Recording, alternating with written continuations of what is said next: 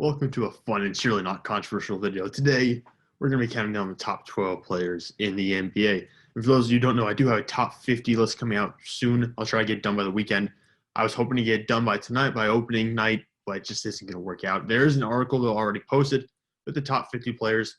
You can go check that out. But for now, we're just sticking to the top 12. These are my top 12 MVP candidates for the 2020-2021 NBA season. For those of you who are new to the channel, I write articles for a bunch of websites, and I have already written an article covering the 50 best players in the NBA heading into the current season. So if you want to see that, I probably explained all my choices better in that article than I can in this video because I'm cutting everything down to make it reasonable to edit, so I don't have to spend 2 hours editing this video before the first regular season game. But I'll link the article in the description. It might also pop up in the top corner right now. We'll see. Let's get into the top 12. Tier 1, I've broken this down into multiple tiers of NBA caliber players. In Tier 1, these are the MVP candidates, the perennial guys who will be up in that discussion. Before we begin, I like to mention that I am accounting for some regression and also development for players. So you'll see young guys maybe appear a little bit higher than you would expect. You'll see older players maybe a little bit lower. I am taking into account injuries, so if you are going to miss, say, the first month of the season, that will impact you a little bit. And if you're going to miss the entire season, like Klay Thompson, I still included him on this list because, I mean, let's be honest, he is a great player. And I hate season-ending injuries. I really do. And I just feel like ignoring him entirely, ignoring what he's done would be rude. I wanted to include him on this article, so he is going to appear at some point, even though he will not be playing this season. I know that might be a controversial decision, but I feel like it's the right decision to make in this situation. So let's kick off the list right away with number 1. It's LeBron James. And this shouldn't come as any shock to anybody. After what he did this past season, winning another championship, and also playing a larger role defensively when he has in his first year in LA. Of course, he did have that groin injury that sidelined him for a little while. But defensively, he was back this year playing much better than when he had been in the past, arguably 2 years maybe, but certainly last year with Los Angeles. And, of course, leading the NBA in assists, playing a little bit of point guard there for them. He is the best player in the world. I know he's not going to have the amazing stat lines. He might not win an MVP again.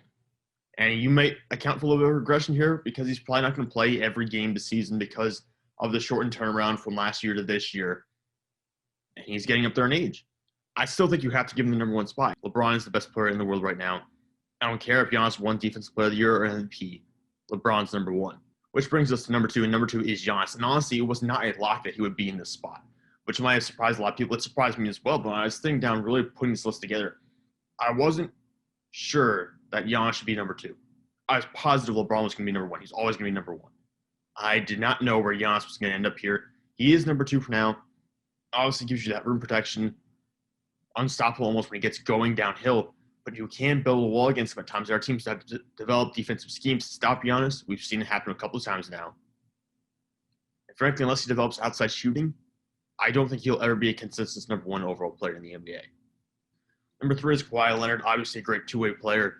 Really upped his ability to score in the past couple of years. He's playing more of a facilitating role offensively, even though he's kind of ramping back his involvement in defense a little bit. But that's fine. I mean, all players do that at some point in their careers, especially when you're a superstar and you have to be significantly involved on the offensive side of the ball. I got Kawhi number 3, even though they did have that, ugly loss in the playoffs. I'm still keeping up here. We know he's a proven champion. We saw him win with the Raptors. So I'll keep him at number 3 for now. Even though he is limited in some extent, he drives into nowhere at points in times. His passing is still developing. His vision is questionable at times. But there's still a lot he does well. I think number 3 is not a reach for Kawhi Leonard. Number 4, Anthony Davis. I had no idea where Anthony Davis was going to end up on this list. I really didn't. Because there's a lot good and bad with the situation. Anthony Davis is a very versatile player who can put the ball on the ground. He can basically beat you from the three-point line to the basket if he has to. He played point guard a little bit growing up. Everyone knows this at this point. He can shoot threes, but not at a phenomenal rate. Not like a Karl Anthony Towns, but he can still shoot threes well enough to you have to guard him back there. He passes well. Already mentioned he dribbles.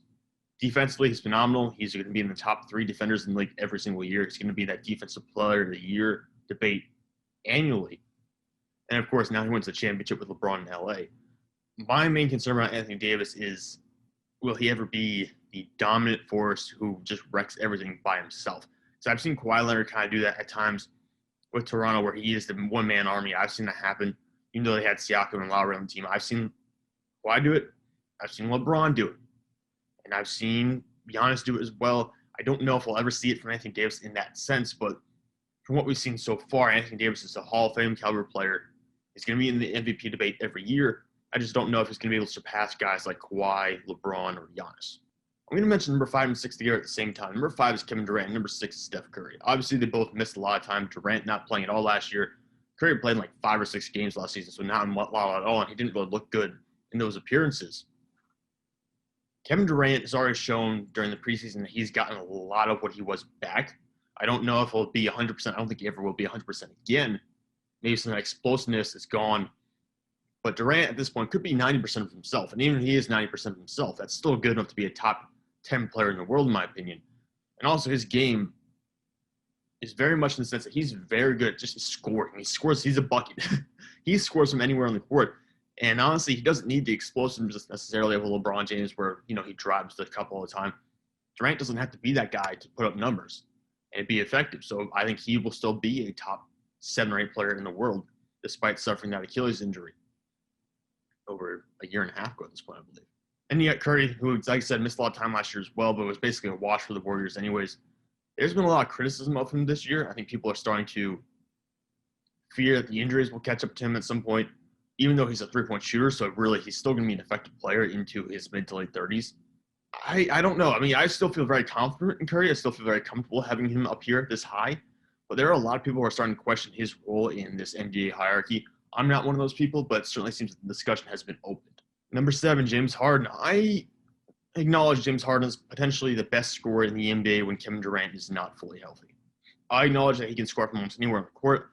I get that he's a pretty good passer at times, when he's not riding the clock all the way down to the end and throwing to one of his teammates. And obviously a very high volume three-point shooter. And there's no really way to shut him down entirely. But there are concerns about maybe the personality or dedication at times. And like I said, he hasn't won a championship.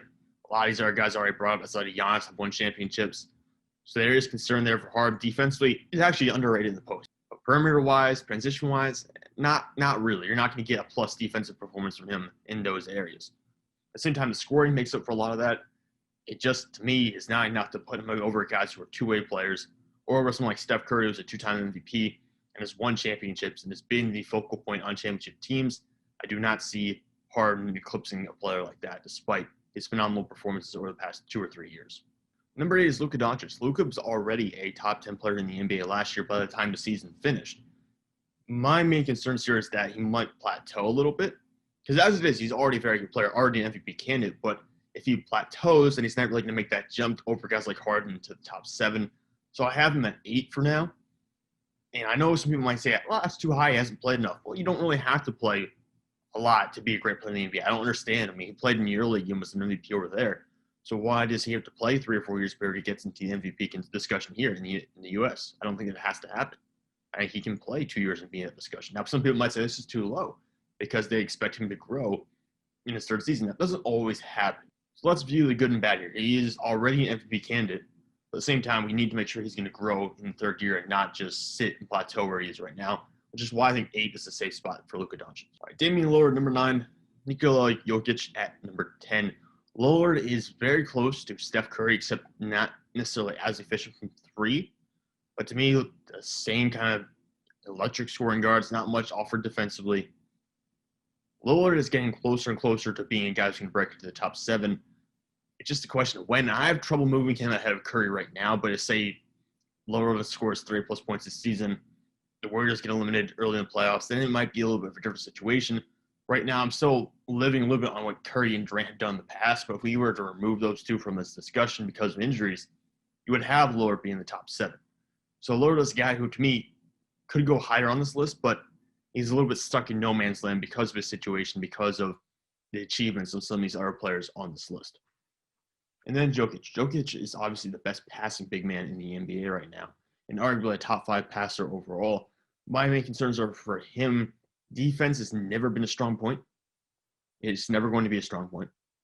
He doesn't have that natural athleticism to be a shot blocker inside necessarily, and he's just not very naturally gifted at playing defense, either on the interior or outside by the three-point arc. That's not something he's going to be great at. And scoring-wise, he's going to get you probably 20 points per game, but he's not going to be a guy who drops 30 a night. He's not going to average 25 a night. So there are some scoring limitations there that comes, with being a gifted passer as well. That kind of makes up for that. But at the same time, a little lackluster defensively, not going to be a high-volume scorer. So that kind of limits his peak here. I don't view him as a top 7 player in the world. I don't think he'll get there unless he starts scoring at a higher rate or starts making more three-point shots. For now, top 10 is reasonable for him. I don't think getting to top 7 is necessarily going to happen. That's not a given based on his current situation. And then number 11 and number 12, I didn't have these guys in my first draft in my top 50. I put them in tier 2 to begin with, but I've moved them up to tier 1, the MVP discussion. Number 11, Jimmy Butler. Number 12, Jason Tatum. Jimmy Butler is an all-defensive caliber player. We saw what he did in finals. He's capable of carrying that load for a team. He's capable of being the focal point. He doesn't have to score 25 points per game to be impactful. So him and Jokic are a little bit in the same boat where they're not going to have the outstanding numbers necessarily, but will still be the focal point of teams that are going to have championship aspirations.